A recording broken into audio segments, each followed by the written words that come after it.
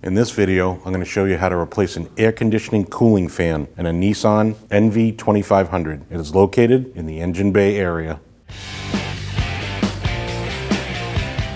After you raised your hood, just in front of your power steering reservoir is your AC cooling fan. Your AC cooling fan has one connector right here. You need to remove that. To remove your connector from your fan, there's a button right here. You want to push down, pull straight up on the connector. Your wiring harness is connected to your fan shroud with two clips here and here. You need to remove both of those. I'm just using a pair of pliers. Slide it behind the wiring harness and pull straight out. Do the same for the one right below it. And put your wiring off to the side.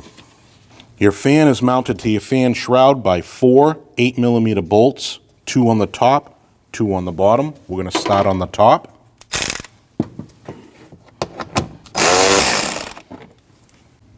Now on your top left, right behind your radiator hose, push the radiator hose down and move your bolt.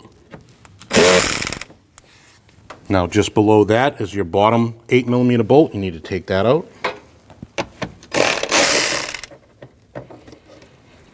Now just to the right of that on the bottom is your last 8mm bolt.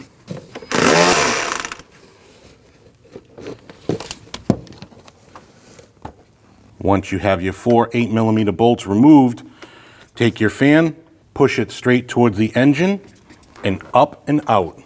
And there's your AC condenser fan. To install your new fan, slide the fan down and secure it to the fan shroud. Once you have your bolt holes lined up, install all 4 8mm bolts.